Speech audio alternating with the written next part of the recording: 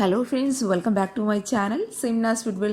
അപ്പോൾ ഇന്ന് ഞാൻ വന്നിട്ടുള്ളത് നമുക്കെല്ലാവർക്കും, നമ്മുടെ കുഞ്ഞുങ്ങൾക്കും അതുപോലെ നമുക്കെല്ലാവർക്കും ഒരുപോലെ ഇഷ്ടപ്പെട്ട നല്ല ക്രിസ്പി ആയിട്ടുള്ള ഫ്രഞ്ച് ഫ്രൈസിൻ്റെ റെസിപ്പി ആയിട്ടാണ്. അപ്പോൾ ഈ ഒരു ഫ്രഞ്ച് ഫ്രൈസ് വളരെ എളുപ്പത്തിൽ നല്ല ക്രിസ്പി ആയിട്ട് തന്നെ നമുക്ക് വീട്ടിൽ റെഡിയാക്കി എടുക്കാനായിട്ട് പറ്റും കേട്ടോ. അപ്പോൾ എല്ലാവരും ഈ ഒരു മെത്തേഡിൽ ഒരു തവണ ഒന്ന് ഫ്രഞ്ച് ഫ്രൈസ് ഇങ്ങനെ ഒന്ന് ട്രൈ ചെയ്ത് നോക്കുക. ഉറപ്പായിട്ടും നല്ല ക്രിസ്പി ആയിട്ടുള്ള നല്ല ക്രഞ്ചി ആയിട്ടുള്ള ഫ്രഞ്ച് ഫ്രൈസ് തന്നെ നമുക്ക് റെഡിയാക്കി എടുക്കാനായിട്ട് പറ്റും.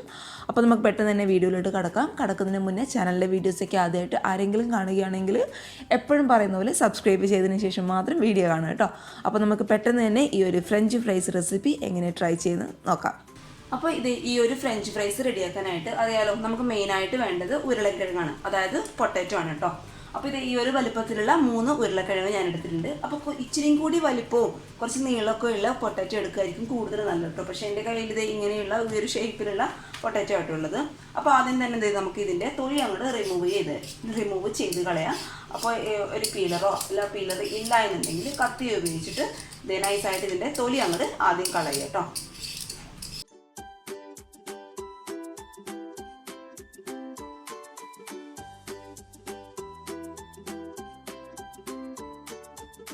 മൂന്നെണ്ണത്തിൻ്റെയും തൊലിയൊക്കെ ഞാൻ നന്നായിട്ട് കളഞ്ഞിട്ടുണ്ട്. ഇനി നമുക്കിത് ഒരു ഫ്രഞ്ച് ഫ്രൈസിൻ്റെ ഷേപ്പിലൊന്ന് കട്ട് ചെയ്തെടുക്കണം. അപ്പോൾ അതിനായിട്ട് ഇത് നന്നായിട്ടൊരു ഷേപ്പ് കിട്ടാൻ വേണ്ടിയിട്ട് ഈ പൊട്ടാറ്റോയുടെ 4 ഭാഗവും, അതായത് നല്ലൊരു സ്ക്വയർ ഷേപ്പ് കിട്ടാൻ വേണ്ടിയിട്ടാണ് കേട്ടോ, 4 ഭാഗവും അങ്ങ് കട്ട് ചെയ്ത് കളയുക.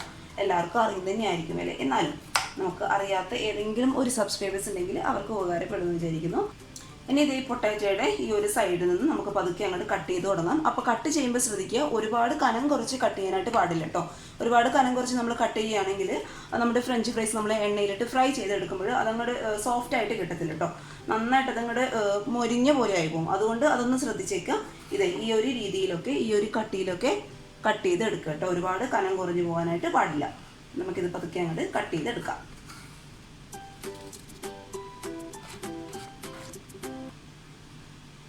ഈ ഒരു രീതിയിലാണ് കട്ട് ചെയ്യേണ്ടത്.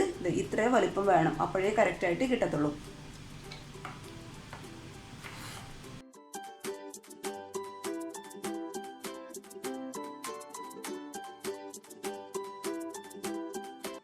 ഉരുളക്കിഴങ്ങ് കംപ്ലീറ്റ് ആയിട്ട് ഞാനിവിടെ കട്ട് ചെയ്ത് എടുത്തിട്ടുണ്ട്. അത് കട്ട് ചെയ്ത് ഉടനെ തന്നെ നന്നായിട്ട് തണുത്ത വെള്ളത്തിൽ ഇട്ട് വെക്കുക കേട്ടോ. അങ്ങനെ ചെയ്യുന്നത് എന്തിനാണെന്ന് വെച്ചാൽ അറിയാലോ, നമ്മുടെ ഈ ഉരുളക്കിഴങ്ങിലെ സ്റ്റാർച്ച് കംപ്ലീറ്റ് ആയിട്ട് കളയാൻ വേണ്ടിയിട്ടാണ് നല്ല തണുത്ത വെള്ളത്തിൽ ഇത് ഇട്ട് വെക്കുന്നത്.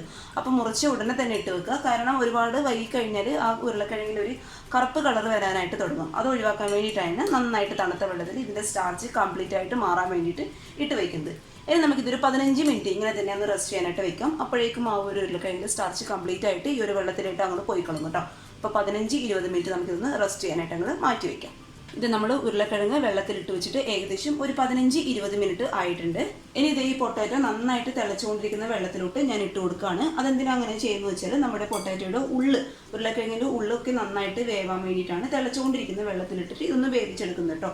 അപ്പോൾ വേവിച്ചെടുക്കുമ്പോൾ ശ്രദ്ധിക്കുക, ഒരുപാട് അങ്ങ് വെന്ത് പോകാനായിട്ട് പാടില്ല. ഏകദേശം തിളച്ചുകൊണ്ടിരിക്കുന്ന വെള്ളത്തിൽ ഒരു 1-2 മിനിറ്റ് മാത്രം മതിയാവും കേട്ടോ. അപ്പോഴേക്കും നമ്മുടെ ഉള്ളൊക്കെ നന്നായിട്ട് വേവുകയും ചെയ്യും. അതേസമയം നമ്മൾ എണ്ണയിലിട്ട് ഫ്രൈ ചെയ്തെടുക്കുമ്പോൾ പുറം ഭാഗം നന്നായിട്ട് ക്രിസ്പി ആയിട്ട് കിട്ടുകയും ചെയ്യും. ഇനി ഞാൻ ഇതിലോട്ട് 1 ടീസ്പൂണോളം ഉപ്പും കൂടി ഇട്ട് കൊടുക്കുന്നുണ്ട് കേട്ടോ. നന്നായിട്ട് ഉരുളക്കിഴങ്ങ് ഒന്ന് തിളയ്ക്കുമ്പോൾ ആ ഉപ്പിൻ്റെ വെള്ളത്തിൽ കിടന്ന് തിളയ്ക്കുമ്പോൾ ഉപ്പൊക്കെ നന്നായിട്ട് ആ ഉരുളക്കിഴങ്ങിലോട്ട് അങ്ങോട്ട് പിടിച്ചോളും. അതിന് വേണ്ടിയിട്ടാണ് 1 ടീസ്പൂണോളം ഉപ്പ് നമുക്ക് ഇതിലോട്ട് അങ്ങോട്ട് ഈ ഒരു സമയത്ത് ഇട്ട് കൊടുക്കാം. ഇത് നമ്മുടെ ഉരുളക്കിഴങ്ങ് ഈ ഒരു വെള്ളത്തിൽ കിടന്ന് തിളക്കാനായിട്ട് തുടങ്ങിയിട്ട് ഏകദേശം 1-2 മിനിറ്റ് ആയിട്ടുണ്ട്. ഒരുപാട് വേണ്ട, ഞാൻ നേരത്തെ പറഞ്ഞ പോലെ ഉരുളക്കിഴങ്ങ് നന്നായിട്ട് അങ്ങോട്ട് വെന്ത് പോകും കേട്ടോ. ഇനി നമുക്കിത് കംപ്ലീറ്റ് ആയിട്ട് വെള്ളം അങ്ങോട്ട് ഊറ്റിക്കളയാം. ഉരുളക്കിഴങ്ങിൽ നിന്നും ആ ഒരു വെള്ളം കംപ്ലീറ്റ് ആയിട്ട് ഞാൻ കളഞ്ഞിട്ടുണ്ട്. ഇനി നമുക്ക് നീറ്റായിട്ടുള്ള ഒരു കിച്ചൺ, നിങ്ങൾ അടുക്കളയിലൊക്കെ യൂസ് ചെയ്യുന്ന കിച്ചണിലൊക്കെ ഉപയോഗിക്കുന്ന നന്നായിട്ട് നീറ്റായിട്ടുള്ള ഒരു ടവലിലോട്ടോ അല്ല എന്നുണ്ടെങ്കിൽ ടിഷ്യൂലോട്ടോ മാറ്റി കൊടുക്കുക കേട്ടോ. ഇത് നമുക്ക് ഫ്രൈ ചെയ്തെടുക്കണം. അതിന് മുന്നേ ഇതിലുള്ള വെള്ളം മുഴുവനായിട്ട് പോയി എന്ന് ഉറപ്പ് വരുത്തുക കേട്ടോ. അപ്പോൾ നമുക്കിതൊന്ന് ജസ്റ്റ് ഒന്ന് ടവൽ വെച്ചിട്ട് ഒന്ന് പ്രസ് ചെയ്ത് കൊടുക്കുക. അപ്പോൾ ഇത് ഇങ്ങനെ പ്രസ് ചെയ്യുമ്പോൾ ശ്രദ്ധിക്കുക, ഒരുപാട് അങ്ങോട്ട് നന്നായിട്ട് പ്രസ് ചെയ്യുമ്പോൾ നമ്മുടെ ഉള്ളിലുള്ള ഉരുളക്കിഴങ്ങ് പൊട്ടി പോകാനുള്ള ചാൻസ് ഉണ്ട് കേട്ടോ. അപ്പോൾ അത് ഒഴിവാക്കാനായിട്ട് പതുക്കെ ആ ഒരു വെള്ളം ഒന്ന് കളയാൻ വേണ്ടി മാത്രം ഒന്ന് ജസ്റ്റ് ഒന്ന് പ്രസ് ചെയ്ത് കൊടുക്കുക കേട്ടോ. അപ്പോൾ ടിഷ്യൂ ഒക്കെ ഉണ്ടെങ്കിൽ, കിച്ചൺ ടിഷ്യൂ ഒക്കെ ഉപയോഗിക്കുന്നവരാണെങ്കിൽ അതിൽ വെച്ച് പെട്ടെന്ന് അങ്ങോട്ട് വെള്ളം അങ്ങോട്ട് പോയിക്കോളും. അപ്പോൾ നമുക്കിത് ഇങ്ങനെയുള്ള നീറ്റായിട്ട് കിച്ചൺ ടവലിട്ടിട്ട് ഒന്ന് പ്രസ് ചെയ്ത് കൊടുക്കാം.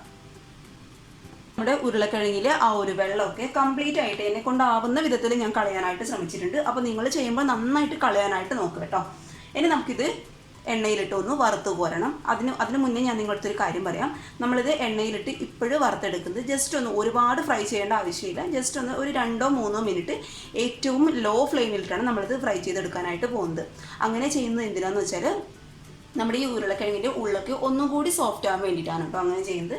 അതിനുശേഷം നമ്മൾ ഫ്രീസറിൽ വെച്ചിട്ട് ഇത് നന്നായിട്ട് ഒരു 30-40 മിനിറ്റൊക്കെ നന്നായിട്ട് തണുപ്പിച്ച് എടുത്തതിന് ശേഷമാണ് വീണ്ടും ഹൈ ഫ്ലെയിമിലിട്ട് നന്നായിട്ട് ഇത് വറുത്ത് കോരാനായിട്ട് പോകുന്നത്. അപ്പോൾ ഞാനതിൻ്റെ സ്റ്റെപ്പ് ബൈ സ്റ്റെപ്പായിട്ടൊന്ന് കാണിച്ചു തരാം. അപ്പോൾ ഇത് നമുക്ക് ആദ്യം ഒന്ന് എണ്ണയിലിട്ട്, അതായത് ഏറ്റവും ലോ ഫ്ലെയിമിലിട്ട് നന്നായിട്ട് ഒരു 1-2 മിനിറ്റ് ഒന്ന് വറുത്ത് കോരാം. ഇതേ ഞാനൊരു പാനിൽ ഓയിൽ ഒഴിച്ചു കൊടുത്തിട്ടുണ്ട്. ആ ഓയിൽ അത്യാവശ്യം നന്നായിട്ടൊന്ന് ചൂടാവുന്ന സമയത്ത് നമുക്ക് പതുക്കെ ഓരോന്നോരോന്നായിട്ട് അങ്ങോട്ട് ഇട്ട് കൊടുക്കാം കേട്ടോ. അപ്പോൾ ഇട്ട് കൊടുക്കുമ്പോൾ ശ്രദ്ധിക്കുക, ലോ ഫ്ലെയിമിലായിരിക്കണം, ഒരിക്കലും ഹൈ ഫ്ലെയിമിലോട്ട് വെക്കാനായിട്ട് പാടില്ല.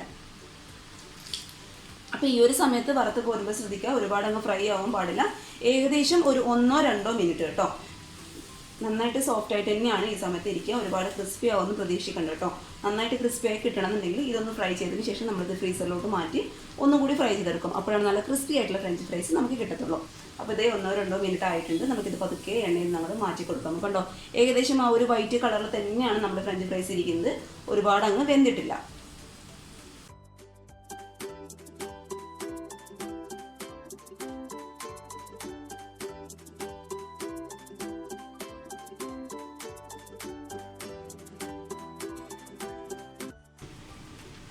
ഇതേ ഉരുളക്കിഴങ്ങ് കംപ്ലീറ്റ് ആയിട്ട് ഞാൻ ജസ്റ്റ് ഒന്ന് ഫ്രൈ ചെയ്തെടുത്തിട്ടുണ്ട്. അതിന് നമുക്ക് അതേ കിച്ചൺ ടൗളിൽ തന്നെ ഈ ഒരു എണ്ണയുടെ ആ ഒരു ഇതുണ്ടല്ലോ അത് കംപ്ലീറ്റ് ആയിട്ട് മാറാൻ വേണ്ടിയിട്ട്, അതുപോലെ ചൂടൊക്കെ മാറാനായിട്ട് ഒന്ന് ഇതാക്കി കൊടുക്കാം കേട്ടോ. ഇതിലോട്ട് അങ്ങോട്ട് ഇട്ട് കൊടുത്താൽ മതി. അപ്പോൾ ഇതിൻ്റെ ചൂടും അങ്ങോട്ട് മാറി കിട്ടും. അതേപോലെ എണ്ണയൊക്കെ ഉണ്ടെങ്കിൽ ഈ കിച്ചൺ ടിഷ്യൂ ആയിരുന്നു എന്താ വെച്ചാൽ നിങ്ങൾ ഇടുന്നത് വെച്ചാൽ കിച്ചൺ ടിഷ്യൂ അല്ലെങ്കിൽ കിച്ചൺ ടവലോ ഏതെങ്കിലും ഒന്നിട്ടിട്ട് നന്നായിട്ട് എണ്ണയൊക്കെ അങ്ങോട്ട് മാറാൻ വേണ്ടിയിട്ടും അതുപോലെ ചൂടൊക്കെ കംപ്ലീറ്റ് ആയിട്ട് പോകാൻ വേണ്ടിയിട്ടും ഇതിലിട്ടിട്ടൊന്ന് നമുക്ക് റെസ്റ്റ് ചെയ്യാനായിട്ട് വെക്കാം. ഇതിൻ്റെ ചൂട് മുഴുവനായിട്ടും അങ്ങോട്ട് മാറണം കേട്ടോ. അതിന് വേണ്ടിയിട്ടാണ് ഇങ്ങനെ ചെയ്യുന്നത്. ഇത് ഉരുളക്കിഴങ്ങിൻ്റെ ചൂടൊക്കെ കംപ്ലീറ്റ് ആയിട്ട് മാറിയിട്ടുണ്ട്. അപ്പോൾ ഞാനിത് മുഴുവനായിട്ടും ഒരു ടൈറ്റ് ആയിട്ടുള്ള ഒരു കണ്ടെയ്നറിലോട്ട് എടുത്ത് വെക്കാനായിട്ട് പോവാണ് കേട്ടോ. അപ്പോൾ ചൂട് മുഴുവനായിട്ട് മാറിയിട്ടുണ്ടെന്ന് ആദ്യം ഉറപ്പ് വരുത്തുക. അതിനുശേഷം മാത്രമേ കണ്ടെയ്നറിലോട്ട് മാറ്റാവൂ. പിന്നെ നമുക്കിത് ഫ്രിഡ്ജിൽ എത്ര കാലം വേണമെങ്കിലും സൂക്ഷിക്കാം കേട്ടോ. ഫ്രിഡ്ജിലല്ല, ഫ്രീസറിലാണ്. ഫ്രിഡ്ജിൻ്റെ നോർമൽ റാക്കിൽ വെക്കാനായിട്ട് പാടില്ല. ഇങ്ങനൊരു കണ്ടെയ്നർ ഇല്ല എന്നുണ്ടെങ്കിൽ ചെറിയൊരു കുഞ്ഞു ബോട്ടിലാക്കി വെച്ചാലും മതിയാവും കേട്ടോ. എന്നിട്ട് നമുക്കിത് ഫ്രീസറിലോട്ട് വയ്ക്കാം. അപ്പോൾ നിങ്ങളുടെ കുഞ്ഞുങ്ങൾക്ക് എപ്പോഴാണോ ആവശ്യമുള്ളത് ആ ഒരു സമയത്ത് എടുത്ത് ഫ്രൈ ചെയ്ത് കൊടുത്താൽ മതി. അപ്പോൾ ഞാൻ എന്തായാലും ഇത് മുഴുവനായിട്ട് ഇന്ന് തന്നെ ഫ്രൈ ചെയ്തെടുക്കാനായിട്ട് പോവാണ്. അപ്പോൾ അതിന് മുന്നേ നമുക്കിതൊരു 30 മിനിറ്റ് ഒന്ന് ഫ്രീസറിൽ അടച്ചു വയ്ക്കാം. ഇത് നമ്മുടെ ഉരുളക്കിഴങ്ങൊക്കെ നന്നായിട്ട് ഫ്രീസായിട്ട് വന്നിട്ടുണ്ട്. ഏകദേശം ഒരു 30-40 മിനിറ്റ് വെച്ചു കേട്ടോ ഞാൻ ഫ്രീസറിലോട്ട്. ഇനി നമുക്ക് നന്നായിട്ട് ചൂടായി കിടക്കുന്ന എണ്ണയിലോട്ട് ഓരോന്നോരോന്നായിട്ട് ഇട്ട് കൊടുക്കാം. അപ്പോൾ ഇട്ട് കൊടുക്കുമ്പോൾ ശ്രദ്ധിക്കുക, സ്റ്റൗ നന്നായിട്ട് ഹൈ ഫ്ലെയിമിലായിരിക്കണം. ഒരിക്കലും ലോ ടു മീഡിയം ഫ്ലെയിമിൽ വെക്കാനായിട്ട് പാടില്ല കേട്ടോ. നന്നായിട്ട് ക്രഞ്ചി ആയിട്ട് കിട്ടണമെന്നുണ്ടെങ്കിൽ ഹൈ ഫ്ലെയിമിൽ തന്നെ വെക്കണം. ഓരോന്നോരോന്നായിട്ട് നമുക്ക് ഇതിലോട്ട് അങ്ങോട്ട് ഇട്ട് കൊടുക്കാം.